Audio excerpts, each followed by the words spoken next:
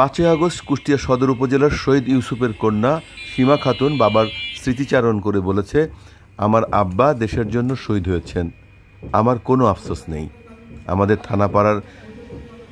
আমাদের থানাপাড়ায় 11 বছরের শিশু আবদুল্লাহকে থানার ভেতরে গুলি করে টেনে হিঁচড়ে নিয়ে যাওয়া হয়েছিল। আব্বার সারা শরীরে রাবার বুলেট লেগেছিল, রক্ত ঝরতেছিল। বৃদ্ধ বয়সে চিকিৎসা নিয়ে বাবা বাসায় ফিরলেও তিনি ঘরে বসে থাকেননি। ছাত্র শিক্ষক সংহতি দিবস উপলক্ষে শহীদ পরিবারের সাথে মতবিনিময় ও স্মৃতিচারণ অনুষ্ঠানে এসব কথা বলেন সীমা খাতুন। 3 আগস্ট রবিবার ইসলামী বিশ্ববিদ্যালয় ইবির বীরশ্রেষ্ঠ হামিদুর রহমান মিলনায়তনে তিনি আরও বলেন, আমরা কেউ ঘরে বসে থাকতে পারিনি। 5 তারিখে আমরা ভাইদের ডাকে আমিও পথে নেমেছিলাম। অনুষ্ঠানে জুলাই বিপ্লব প্রথম বর্ষপূর্তি উদযাপন কমিটির আহ্বায়ক অধ্যাপক ডক্টর শাহিনুজ্জামানের সভাপতিত্বে প্রধান অতিথি ছিলেন উপাচার্য অধ্যাপক ডক্টর নকিব মোহাম্মদ নসরুল্লাহ।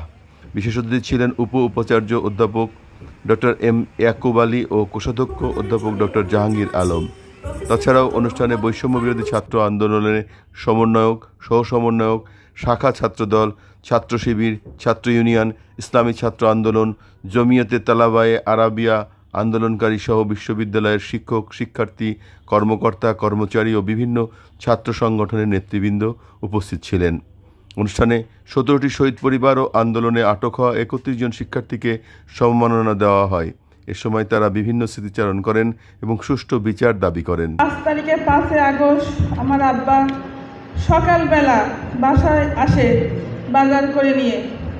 যখন আমাদের গলিতে এসে পুলিশ গুলি করছে, টিয়ার সেল মারছিল, ছোটো ছোটো বাচ্চাদের গায়ে রাবার বুলেট মারছিল। আমরা তখন কেউ ঘরে বসে থাকতে পারিনি। আমার আব্বা বৃদ্ধ মানুষ হয়েও সে আন্দোলনে সারাদিন ছিল। তার সারা গায়ে রাবার বুলেট সকালবেলা লাগেছে, তার গা দিয়ে ঝরঝর করে রক্ত। আমি সকালবেলা আমার ছোট ছেলের সাথে করে তাকে হাসপাতালে পাঠাই। তারপরে তাকে চিকিৎসা নিয়ে আসার পরেও সে কিন্তু ঘরে বসে থাকেনি। আমার ছাত্র ভাইরা মাইকে ডাকছে। আমার থানাপাড়ার শিশু ছোট আবদুল্লাহ 11 বছর বয়স, তাকে যখন থানার ভিতরে গুলি করে টেনে হিঁচড়ে নিয়ে গেছে, তখন মাইকে আমার ছাত্র ভাইরা সব আমাদের ডেকেছে যে আপনারা কিটা কোণে আছেন, সবাই চলে আসুন। আমাদের গুলি করে সবাই মেরে ফেললো। আমরা কেউ ঘরে বসে থাকিনি। আমিও আন্দোলনে সারাদিন ছিলাম। 5 তারিখে আমিও আন্দোলনে সারাদিন ছিলাম। আমিও ঘরে বসে থাকতে পারিনি। আমার ভাইদের ডাকে আমার বাবা গেছে, আমার কোনো নাই। আমার বাপ দেশের জন্য শহীদ হয়েছে, জীবন দিয়েছে। যখন আমি সকালবেলা আমি সারাদিন আন্দোলন থাকে, দুপুর 2টার সময় 3টে 3:30 সময় যখন আমি খবর পাই যে আমার আব্বা গুলি খাইছে, কিন্তু আমাকে কেউ খবর দিইনি যে আমার আব্বা মারা গিয়েছে। আমি ফোন পাওয়ার সঙ্গে সঙ্গে সেই অবস্থায় আন্দোলন থেকে আসিও আমি সেই অবস্থায় দৌড়াতে আমি হাসপাতালে চলে গিয়েছি আমার শিশু বাচ্চার সাথে করে।